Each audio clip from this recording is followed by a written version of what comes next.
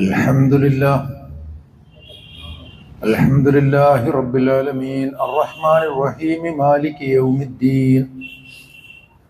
الحمد لله نحمده ونستعينه ونستغفره ونؤمن به ونتوكل عليه ونعوذ به من شرور أنفسنا.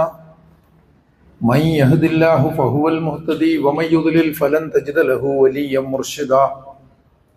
أشهد أن لا إله إلا الله وأشهد أن محمدا عبده ورسوله أرسله بالحق بشيرا ونذيرا بين يدي الساعة. من يطع الله ورسوله فقد رشد ومن يعصهما فإنه لا يضر إلا نفسه ولا يضر الله شيئا. اللهم صل على محمد وعلى آل محمد كما صليت على إبراهيم وعلى آل إبراهيم إنك حميد مجيد.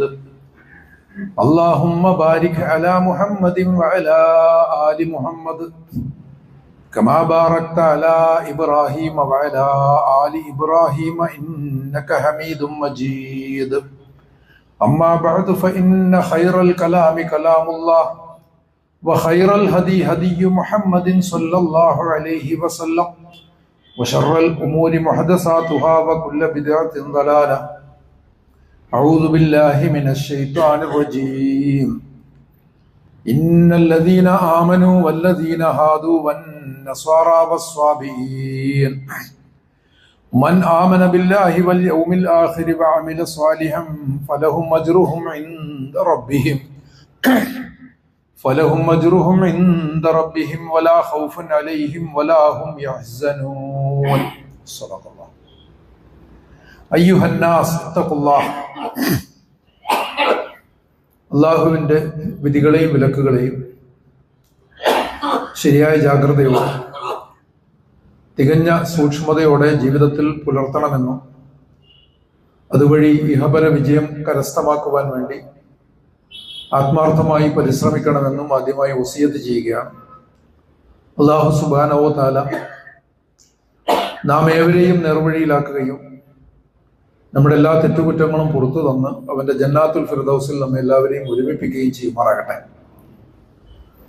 2 ആയത്തുകൾ കേൾപ്പിച്ചിരുന്നു. അതിലൊന്ന് നീതിയെ സംബന്ധിച്ചുള്ള ഒരു ഉത്ബോധനമാണ്.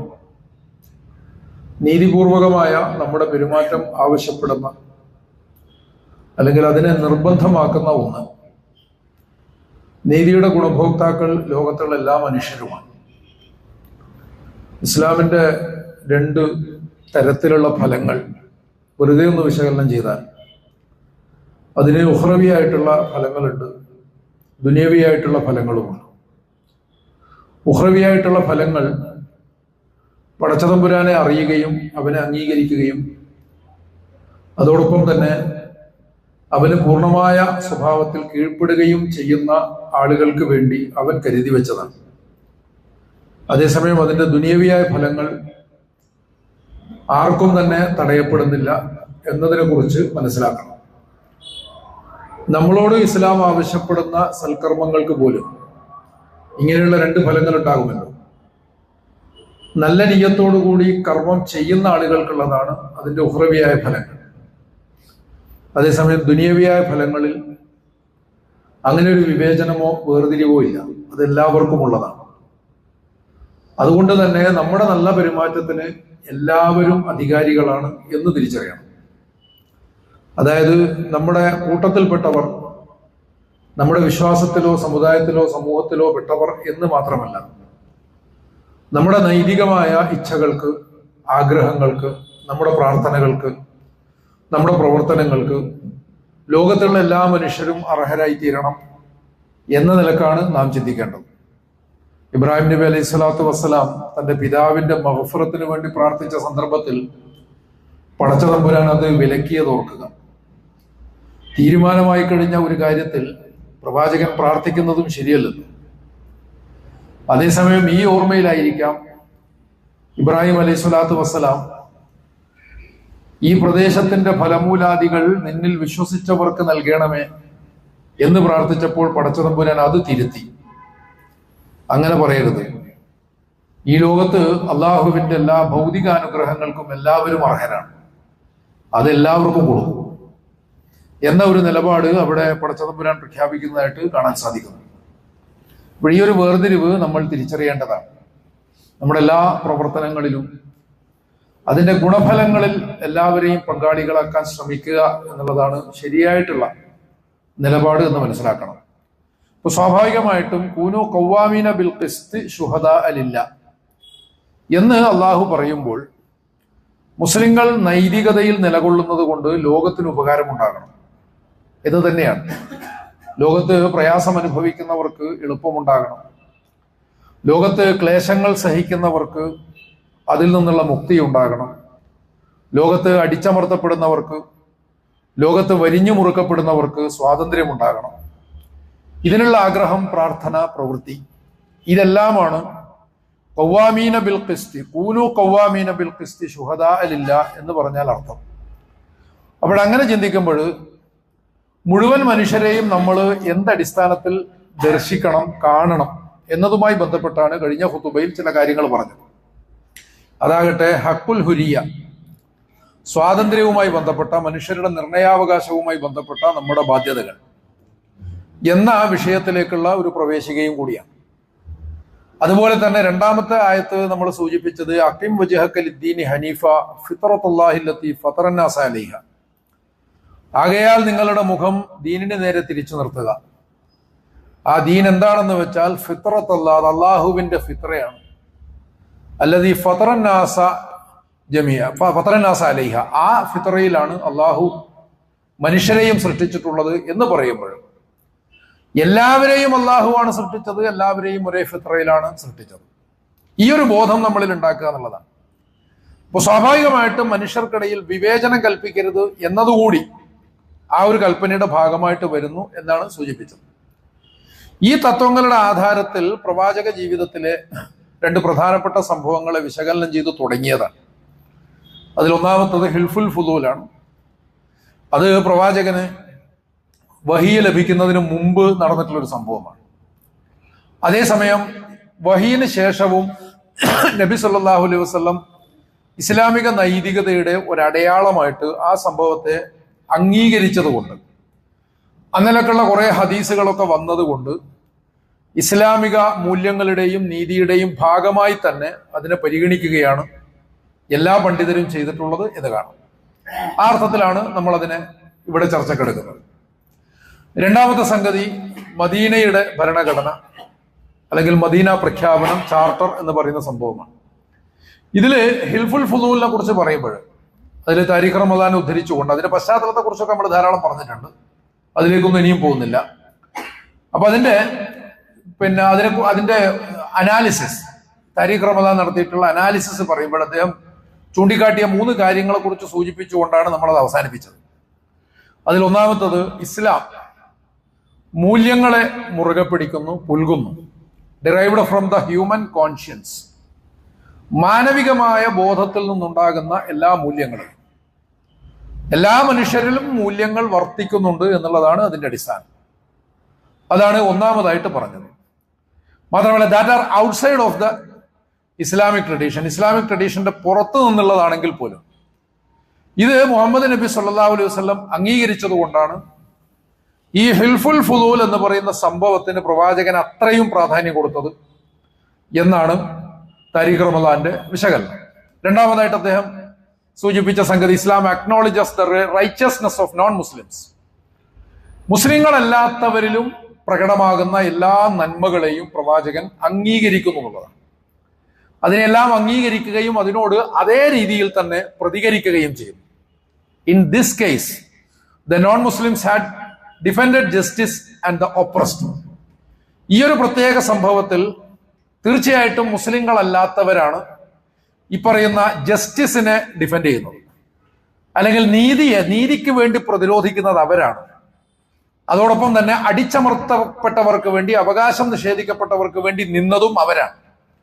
ഇസ്ലാം തന്നെ അപരിചിതമായ ഒരു കാലമാണല്ലോ, സാമാന്യർ അങ്ങനെ പറയാം. കാരണം വഹിയിന് എത്രയോ കൊല്ലങ്ങൾക്ക് മുമ്പ് നടന്ന സംഭവം. പക്ഷെ ആ സംഭവത്തെ ഇസ്ലാമിക നൈതികതയുടെ ഭാഗമായിട്ട് പ്രവാചകൻ കണ്ടെങ്കിൽ അത്തരം സംഭവങ്ങൾ എല്ലാ ഹിസ്റ്ററിയിലും നടക്കുന്നു. മനുഷ്യ സമൂഹത്തിലെ എല്ലാ നോൺ മുസ്ലിം ട്രഡീഷൻ എന്ന് പറയാവുന്ന സംഗതിയിലും അത്തരം സംഗതികൾ നടക്കുന്നു. അതിനെയെല്ലാം തന്നെ തിരിച്ചറിയുകയും ഉൾക്കൊള്ളുകയും ചെയ്യേണ്ട ബാധ്യത മുസ്ലിങ്ങൾക്കുണ്ട് എന്നുള്ളതാണ് ഇത് സൂചിപ്പിക്കുന്നത് എന്നുള്ളതാണ് രണ്ടാമത്തെ കാര്യം.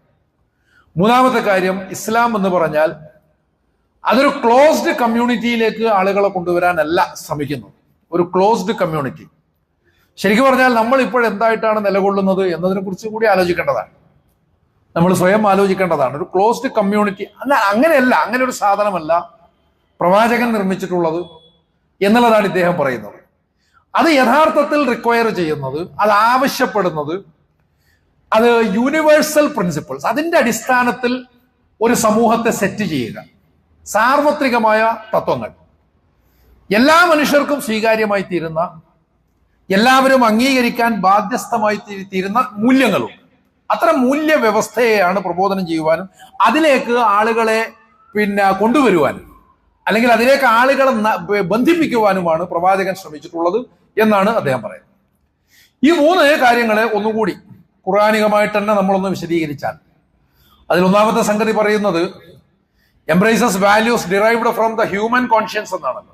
മാനവികമായ ഒരു അവബോധത്തിൽ നിന്നുണ്ടാകുന്ന എല്ലാ മൂല്യങ്ങളെയും അംഗീകരിക്കണമെങ്കിൽ സൂചിപ്പിച്ചതാണ് അവിടെ നമുക്കൊരു മോറൽ സുപ്പീരിയോറിറ്റി ഇല്ലാതിരിക്കണം എന്നുള്ളതാണ്. ഒരു മോറൽ സുപ്പീരിയോറിറ്റി യഥാർത്ഥത്തിൽ ഇല്ലാതിരിക്കണം. എല്ലാ മനുഷ്യരും ഫിത്രയിലാണ്, സ്വാഭാവികമായും എല്ലാവരിലും നന്മ ഉണ്ടാകുന്നുണ്ട്. അതുകൊണ്ടാണ് തആവനു അലൽ ബിർരി വത്തഖ്വ വലാ തആവനു അലൽ ഇസ്മി വൽ ഉദ്വാൻ എന്ന് ഖുർആൻ പറയുന്നു. ബിറിന്റെയും തഖ്വയുടെയും കാര്യത്തിൽ, പുണ്യത്തിന്റെയും സൂക്ഷ്മതയുടെയും വിശുദ്ധിയുടെയും കാര്യത്തിൽ നിങ്ങൾ എല്ലാവരുമായിട്ട് സഹകരിക്കുക. അതേസമയം തെറ്റുകളുടെയും കുറ്റങ്ങളുടെയും പാപങ്ങളുടെയും ഒക്കെ കാര്യത്തിൽ നിങ്ങൾ ഒരാളുമായിട്ടും സഹകരിക്കാതിരിക്കുക എന്നാണ് പറയുന്നത്. അപ്പോൾ ഇത് വളരെ പ്രധാനപ്പെട്ട ഒരു ആശയമാണെന്ന് മനസ്സിലാക്കണം. ഇതിനെ വളരെ കൃത്യമായിട്ട് നോക്കിക്കഴിഞ്ഞാൽ ആ ആയത്ത് ആരംഭിക്കുന്നത് വലാ യജ്രിമന്നക്കും ശനആന ഖൗമിൻ അൻ സ്വദ്ദൂക്കും അനിൽ മസ്ജിദിൽ ഹറാം എന്ന് പറഞ്ഞുകൊണ്ടാണ്. നിങ്ങൾക്ക് ഒരു വിഭാഗത്തോട് അല്ലെങ്കിൽ ഒരു വിഭാഗത്തിന് നിങ്ങളോടുള്ള ശത്രുത, ഒരു വിഭാഗത്തിന് നിങ്ങളോടുള്ള വെറുപ്പ്, ശത്രുത, ആ വെറുപ്പുള്ള ശത്രുതയുള്ള വിഭാഗത്തോട് അനീതി കാണിക്കാൻ പോലും നിങ്ങൾക്ക് കാരണമാകരുത്. അൻ സ്വദ്ദൂക്കും അനിൽ മസ്ജിദിൽ ഹറാം, നിങ്ങളെ മസ്ജിദുൽ ഹറാമിൽ നിന്ന് തടയുന്നവരോട് പോലും നിങ്ങളുടെ നിലപാട് അതായിരിക്കണം. മസ്ജിദുൽ ഹറാമിൽ, ആ ഒരു പശ്ചാത്തലത്തിലാണ് ഈ ആയത്തിറങ്ങുന്നത്. മസ്ജിദുൽ ഹറാമിൽ പ്രവേശിക്കുന്നതിൽ നിന്ന് നിങ്ങളെ തടയുന്നവരോട് പോലും നിങ്ങളുടെ നിലപാട് നീതിപൂർവകമായിരിക്കണം എന്ന് പറയുമ്പോൾ അതിനപ്പുറം വേറൊന്നും പറയാനില്ലല്ലോ. അത്രയും വലിയൊരു അക്രമം നിങ്ങളോട് കാണിക്കുന്നവരോട് പോലും നിങ്ങൾ ആയിട്ടാണ് പ്രവർത്തിക്കേണ്ടത്. അവർക്ക് നിങ്ങളോടുള്ള ആ ഒരു വെറുപ്പ്, ഒരിക്കലും അവരോടുള്ള അനീതിക്ക് നിങ്ങൾ ന്യായമായി പറയരുത്. എന്നിട്ട് അതിനുശേഷമാണ് പറയുന്നത് തആവനു അലൽ ബിർരി വത്തഖ്വ വലാ തആവനു അലൽ ഇസ്മി വൽ ഉദ്വാൻ, നന്മയിലും പുണ്യത്തിലുമൊക്കെ ആരുമായിട്ടും എന്ന് പറഞ്ഞാൽ ഈ തടയുന്ന മനുഷ്യർ, മസ്ജിദുൽ ഹറാമിൽ പ്രവേശിക്കുന്നതിൽ നിന്ന് നിങ്ങളെ തടയുന്ന മനുഷ്യരുമായിട്ട് പോലും നന്മയിലും വിശുദ്ധിയിലും പുണ്യത്തിലും നിങ്ങൾ സഹകരിക്കുക.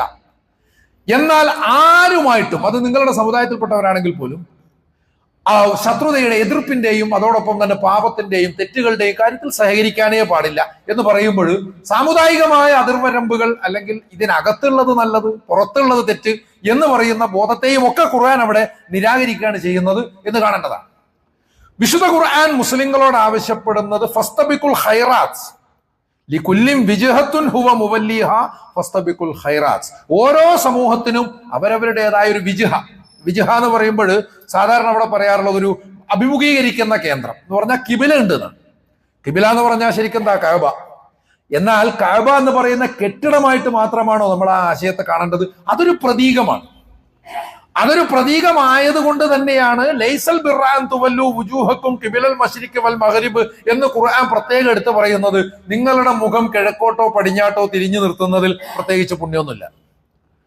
അങ്ങനെ കിഴക്കോട്ടോ പടിഞ്ഞാട്ടോ തിരിഞ്ഞ് 5 നേരം നിന്നു എന്ന് വിചാരിച്ചിട്ട് നിങ്ങൾ പുണ്യവാന്മാരാകും എന്ന തെറ്റിദ്ധാരണയെ വേണ്ട.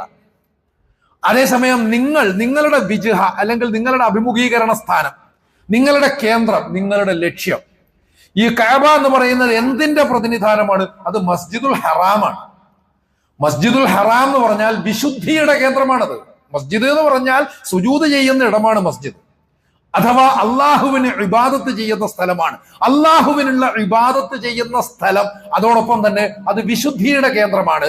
ആ ഒരു വിശുദ്ധി എന്ന് പറയുന്ന തത്വശാസ്ത്രത്തിലേക്ക്, വിശുദ്ധിയുടെ ഫിലോസഫിയിലേക്ക്, ദർശനത്തിലേക്കാണ് അള്ളാഹു നമ്മളെ ക്ഷണിക്കുന്നത്. അതിന്റെ അടയാളമാണ് കഅബ എന്നുള്ളതാണ് അവിടെ കാണാൻ സാധിക്കുന്നത്. അതുകൊണ്ടാണ് ഓരോരുത്തർക്കും അവരവരുടേതായ കിബില ഉണ്ടാവും. അത് അനുഷ്ഠാനപരമായ കിബില. അപ്പൊ അതിനു മുമ്പ് യഹൂദർ ഇപ്പോഴും അവര് ബൈത്തുൽ മുഖദ്ദിസിന് നേരെ തിരിഞ്ഞു നിന്നിട്ട് പ്രാർത്ഥന നടത്തുന്നത് എന്തുകൊണ്ടാണ്?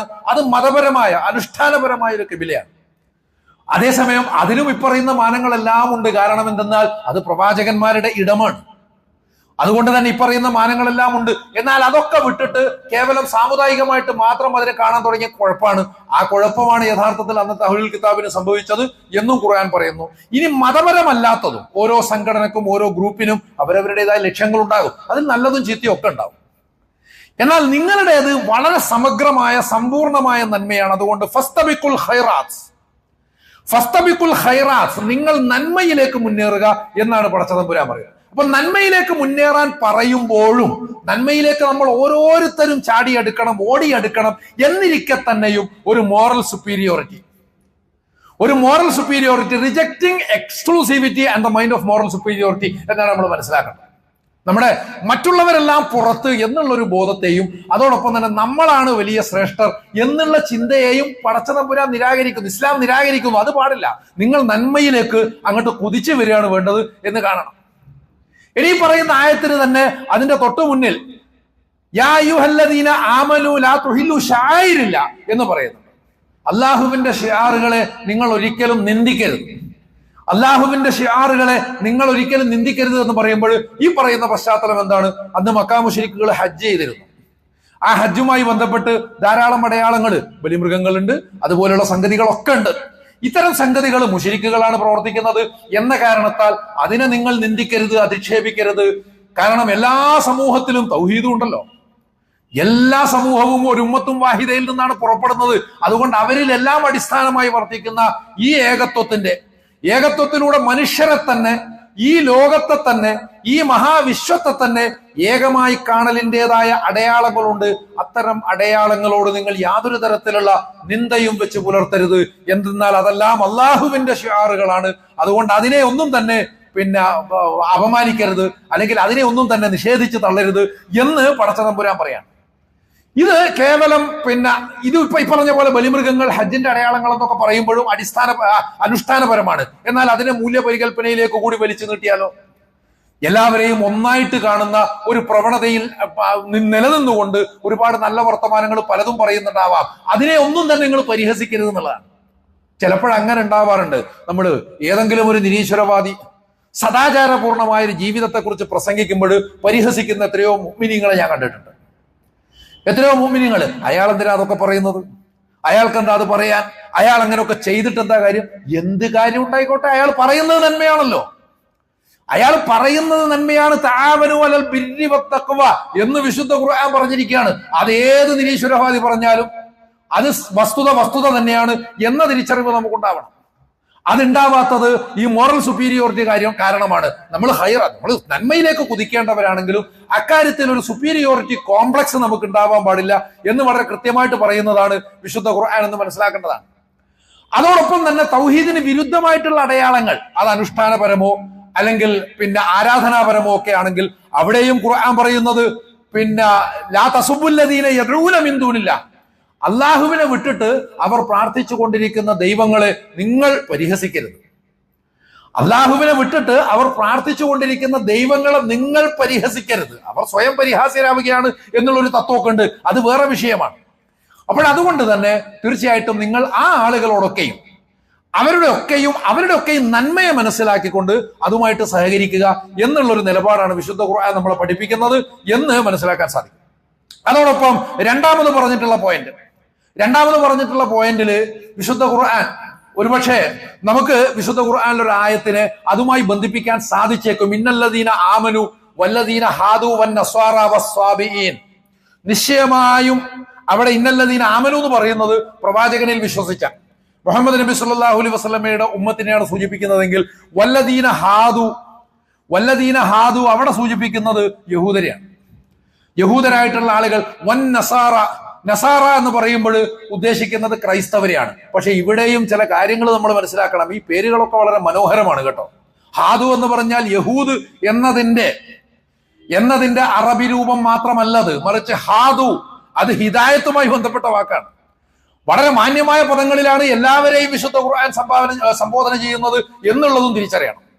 ഇസ്രായേൽ സമൂഹത്തെ വിമർശിക്കുമ്പോഴും ബനു ഇസ്രായേൽ, യാ ബനി ഇസ്രായേൽ എന്ന് അവർക്ക് ഇഷ്ടപ്പെടുന്ന പേര് വിളിച്ചുകൊണ്ട് മാത്രമേ ഖുർആൻ അത് പറയുന്നുള്ളൂ. ആളുകളെ നിന്ദിക്കാനല്ല അത് ചെയ്യുന്നത്.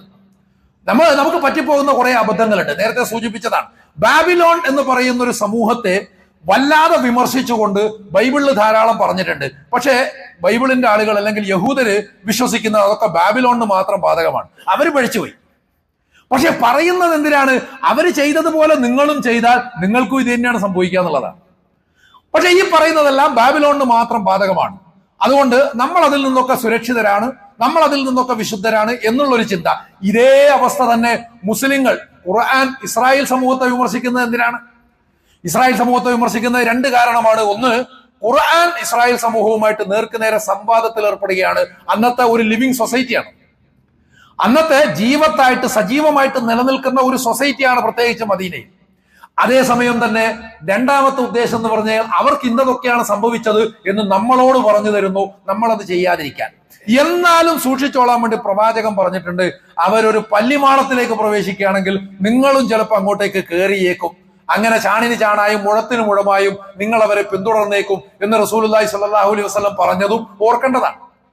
അങ്ങനെ ഒരു സൊസൈറ്റി എന്ന നിലക്ക് അവരെ അധിക്ഷേപിക്കുകയല്ല, അവരെ വിമർശിക്കുകയാണ്. അത് ഏറ്റവും ശരിയായ ഭാഷയിൽ എന്നുള്ളത് മനസ്സിലാക്കേണ്ടതാണ്. ഇന്നല്ലദീന ഹാദു വൻ നസാറ, നസാറ എന്ന വാക്ക് വരുന്നത് ക്രൈസ്തവർക്ക് നസറേത്ത് എന്ന് പറഞ്ഞാൽ ഈസാ അലൈഹി സ്വലാത്തു വസ്സലാമയുടെ ജീവിതവുമായി ബന്ധപ്പെട്ട സ്ഥലമാണ്. ഈസാ അലൈഹി സ്വലാത്തു വസ്സലാം നസറേത്തിലാണ് വളർന്നത്. നസറേത്തിലെ ആശാരി എന്നൊക്കെ പറയാറുണ്ട്. നസറേത്തിലാണ് വളർന്നത്. ആ നസറേത്തുമായി ബന്ധപ്പെട്ട് നസ്രായർ എന്ന പേര് വന്നു.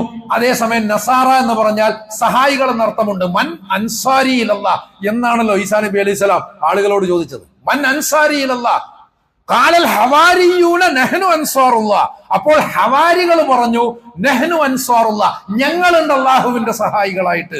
ക്രിസ്തുവിന്റെ അപ്പോസ്തലന്മാര് അതും പറഞ്ഞിട്ട് രംഗപ്രവേശം ചെയ്തു എന്ന് പറയുമ്പോൾ അതിൽ നിന്നുള്ള ആ നസാറ ഉണ്ടല്ലോ, ആ വാക്ക് ഖുർആൻ ഉപയോഗിക്കുമ്പോൾ എത്രത്തോളമാണ് വിമർശനത്തിനിടയിൽ പോലും അതിൽ പോലും ഖുർആൻ പുലർത്തുന്ന നിലപാട് എന്താണ് എന്നതിനെ കുറിച്ചാണ് ഇവിടെ സൂചിപ്പിക്കുന്നത്. സാബിയീൻ, അതും അവിടെ ഒരു സൊസൈറ്റിയാണ്. സാബിയാനികൾ എന്ന് പറഞ്ഞാൽ ഇന്നും നിലനിൽക്കുന്ന ഒരു അബ്രഹാമിക് സൊസൈറ്റിയാണ്.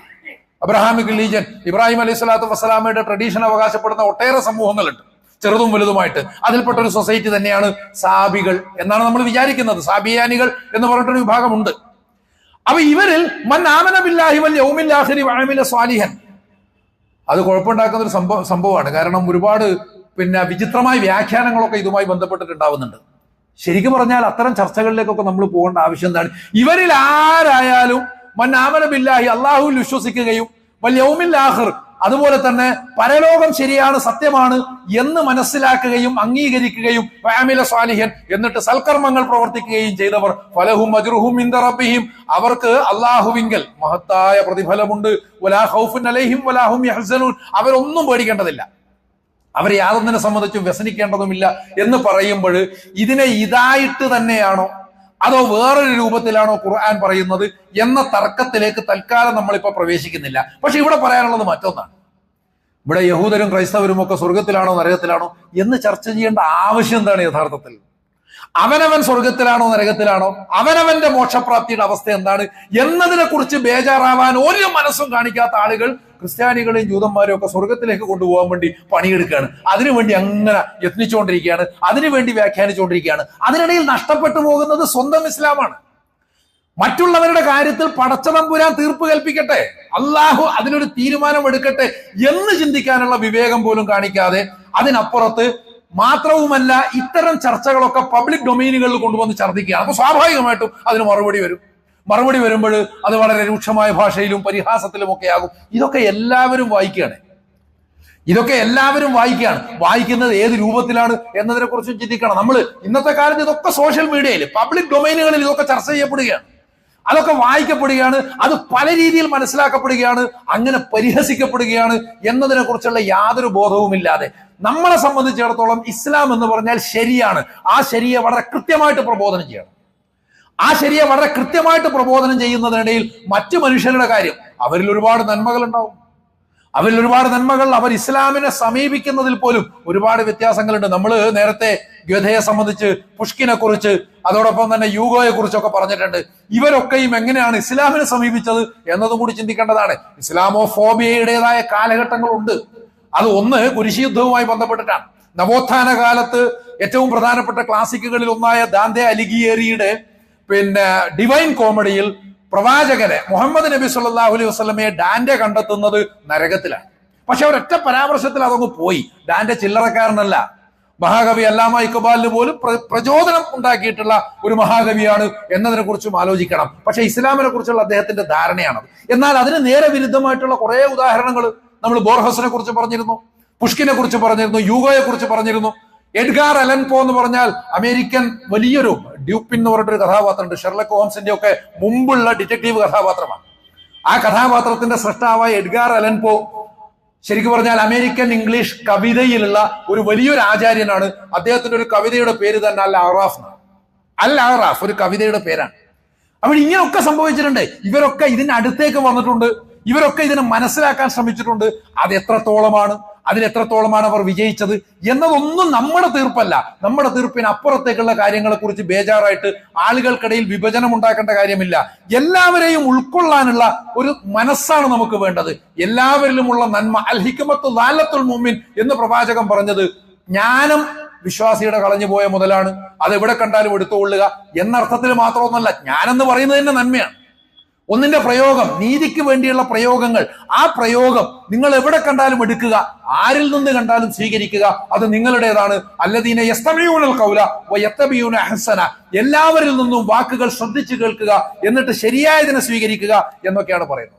ഈ അർത്ഥത്തിൽ രണ്ടാമത്തെ പോയിന്റ് വിശുദ്ധ ഖുർആൻ പറയുന്നത് എന്താണ് എന്ന് നമ്മൾ മനസ്സിലാക്കാണ്. മൂന്നാമത്തെ പോയിന്റും അതുപോലെ തന്നെയാണ്. അടിച്ചമർത്തപ്പെട്ടവരുടെ ഉന്നമനം, നീതി മുതലായ സംഗതികളെ സംബന്ധിച്ചൊക്കെ പറയുമ്പോൾ യൂണിവേഴ്സൽ ആയിട്ടുള്ള മൂല്യങ്ങളെയാണ് ഖുർആൻ പ്രബോധനം ചെയ്യുന്നത് എന്ന് തിരിച്ചറിയാൻ നമുക്ക് സാധിക്കും. അത്തരം തിരിച്ചറിവുകളിലൂടെ പ്രവാചകന്റെ ഇത്തരം സംഭവങ്ങളെ, ജീവിതത്തിലുണ്ടായിട്ടുള്ള ഇത്തരം സംഭവങ്ങളെ വിശകലനം ചെയ്യാനും അതിൽ നിന്ന് ശരിയായ നിലപാടുകൾ, ശരിയായ സാൻമാർഗികത കണ്ടെത്താനും നമുക്ക് സാധിക്കുക എന്നത് പ്രധാനമാണ്. അല്ലാഹു സുബ്ഹാനഹു വ തആല നമ്മെ എല്ലാവരെയും ധാരാളമായി അനുഗ്രഹിക്കുകയും വിജയിപ്പിക്കുകയും ചെയ്യുമാറാകട്ടെ.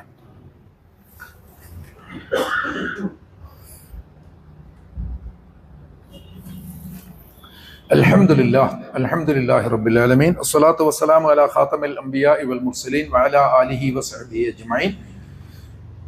അയ്യുഹന്നാസ് തഖുല്ലാഹ്. അല്ലാഹുവിന്റെ വിധിവിലക്കുകളെ സൂക്ഷ്മതയോടുകൂടി പാലിക്കുവാൻ ഒരിക്കൽ കൂടി വസിയത്ത് ചെയ്യുകയാണ്. നമ്മൾ ഈ ഹക്കുൽ ഹുരിയ, ആളുകളുടെ ഫ്രീഡവും അതുപോലെ തന്നെ സ്വയം നിർണയാവകാശവും ഒക്കെ ആയിട്ട് ബന്ധപ്പെട്ടിട്ടുള്ള നമ്മുടെ റെസ്പോൺസിബിലിറ്റീസ്, നമ്മൾ അതിനോട് കാണിക്കേണ്ട റെസ്പെക്റ്റ്, ഇതിനെ സംബന്ധിച്ച് ചർച്ച ചെയ്യുമ്പോൾ ഒരു സമൂഹം വികാസം പ്രാപിക്കുന്നത് കുടുംബത്തിൽ നിന്നാണ്. സ്വാഭാവികമായിട്ടും കുടുംബം എന്ന് പറയുന്നൊരു യൂണിറ്റിനെ സംബന്ധിച്ച് നമ്മൾ മനസ്സിലാക്കേണ്ടതായിട്ടുള്ള ഒരുപാട് കാര്യങ്ങളുണ്ട്. അവിടെ നിന്ന് തുടങ്ങണം ഈ അംഗീകാരമൊക്കെ. നമ്മൾ ലോകത്തുള്ള എല്ലാ മനുഷ്യരെ സംബന്ധിച്ച് പറയുകയാണ്. പക്ഷെ അങ്ങനെ പറയുമ്പോൾ പലപ്പോഴും നമ്മൾ നമ്മളെയും നമ്മുടെ കുടുംബത്തെയും ഒക്കെ മറന്നു പോകാറുണ്ട്. ഇൻഷാ അല്ലാഹ് ആ വിഷയത്തിലേക്ക് വിശദമായിട്ട് നമുക്ക് പിന്നീട് പോകാം. അപ്പൊ ആ കുടുംബം എന്ന് പറയുന്ന യൂണിറ്റ് ഏറ്റവും നൈതികമായിട്ട് പരസ്പരം അംഗീകരിക്കുന്ന സ്വഭാവത്തിൽ, അവിടെയും ഇപ്പറയുന്ന ഫ്രീഡം, അതോടൊപ്പം തന്നെ സ്വയം നിർണയാവകാശം മുതലായ സംഗതികൾ നമ്മുടെ ഇടയുടെ കാര്യത്തിലാണെങ്കിലും മക്കളുടെ കാര്യത്തിലാണെങ്കിലും ഒക്കെ അംഗീകരിക്കാൻ, അതോടൊപ്പം തന്നെ അവരുമായിട്ട് സംവാദാത്മകവും ജനാധിപത്യപരവുമായിട്ടുള്ള ഒരു ബന്ധം കാത്തു സൂക്ഷിക്കാനൊക്കെ നമുക്ക് സാധിക്കേണ്ടതുണ്ട്. അത്തരം പരിശീലനങ്ങൾ ലോകത്തെ നമ്മൾ സ്നേഹത്തോടും കാരുണ്യത്തോടും കൂടിയാണ് കാണേണ്ടതെങ്കിൽ ഈ സ്നേഹത്തെയും കാരുണ്യത്തെയുമാണ് അല്ലാഹു സുബ്ഹാനഹു വ തആല ഇണകൾക്കിടയിൽ നിക്ഷേപിച്ചിട്ടുള്ളത് എന്നാണ് ഖുർആൻ പറയുന്നത്. അവിടെ ഉപയോഗിച്ച വാക്ക് പോലും പ്രധാനമാണ്. മവദ്ദത്തും മുഹബ്ബത്തും തമ്മിലൊരു വ്യത്യാസമുണ്ട്. മുഹബ്ബത്ത് എന്ന് പറഞ്ഞാൽ ഉള്ളിൽ നിൽക്കുന്ന സ്നേഹമാണ്. അത് പുറത്ത് പ്രകടിപ്പിക്കുന്നതുകൊണ്ട് കുഴപ്പമൊന്നുമില്ല, പക്ഷെ ഭാഷാപരമായിട്ട് അങ്ങനെയാണ്. അതേസമയം മവദ്ദത്ത് അങ്ങനെയല്ല, ഉള്ളിൽ വെച്ചാൽ പോരെ, അത് പുറത്ത് കാണിക്കണം. പുറത്ത് കാണിക്കുന്ന പ്രണയത്തെയും സ്നേഹത്തെയുമാണ് മവദ്ദത്ത് എന്ന് പറയുക. അതാണ് അവിടെ ഉപയോഗിച്ചത്. നമുക്ക് സമൂഹത്തോടുള്ള കമ്മിറ്റ്മെന്റ് പുറത്ത് കാണിക്കാനുള്ളതാണ്, മക്കളോടുള്ള ഇഷ്ടം പുറത്ത് കാണിക്കാനുള്ളതാണ്, ഭാര്യയോടുള്ള പ്രണയം പുറത്ത് കാണിക്കാനുള്ളതാണ്. അത് എത്രത്തോളം പ്രയോഗവൽക്കരിക്കുന്നതിൽ നമ്മൾ എത്രത്തോളം വിജയിക്കുന്നു എന്നുള്ളത് വളരെ പ്രധാനമാണ് എന്ന് മനസ്സിലാക്കേണ്ടതാണ്. ആ അടിസ്ഥാനത്തിൽ തന്നെയാണ് നമ്മൾ നമ്മുടെ കുടുംബത്തെ വിലയിരുത്തേണ്ടതും അതുപോലെ ചിട്ടപ്പെടുത്തേണ്ടതും എന്നത് മറക്കാൻ പാടില്ലാത്തതാണ്. ഇൻഷാ അല്ലാഹ് അതിന്റെ വിശദാംശങ്ങളിലേക്ക് നമുക്ക് പിന്നീട് പോകാം. അല്ലാഹു സുബ്ഹാനഹു വ തആല നമ്മളെയും നമ്മുടെ കുടുംബത്തെയും നമുക്ക് വേണ്ടപ്പെട്ടവരെയും എല്ലാം തന്നെ സന്മാർഗത്തിലാക്കുകയും അവന്റെ ജന്നാത്തുൽ ഫിർദൗസിൽ നമ്മെ എല്ലാവരെയും ഒരുമിപ്പിച്ച് വിജയിപ്പിക്കുകയും ചെയ്യുമാറാകട്ടെ. അല്ലാഹുമ്മ ഗ്ഫിർ ലിൽ മുഅ്മിനീന വൽ മുഅ്മിനാത്ത് വൽ മുസ്ലിമീന വൽ മുസ്ലിമാത്ത് അൽ അഹ്യാഇ മിൻഹും വൽ അംവാത്ത് ഇന്നക മുജീബുദ് ദഅവാത്ത്. റബ്ബനാ ആതിനാ ഫിദ് ദുനിയ ഹസനതൻ വഫിൽ ആഖിറതി ഹസനതൻ വഖിനാ അദാബന്നാർ. അല്ലാഹുമ്മ അജിർനാ മിനൻ നാർ. اللهم أجرنا من النار. اللهم أجرنا من النار. ربنا اغفر لنا ذنوبنا وإسرافنا في أمرنا وثبت أقدامنا وانصرنا على القوم الكافرين. اللهم أعز الإسلام والمسلمين. اللهم أذل الشرك والمشركين. اللهم دمر أعداءنا وأعداءك وأعداء الدين. اللهم دمر أعداءك وأعداء المجاهدين. ربنا اغفر لنا ولإخواننا الذين سبقونا بالإيمان ولا تجعل في قلوبنا غلا للذين آمنوا ربنا إنك رؤوف رحيم برحمتك يا أرحم الراحمين.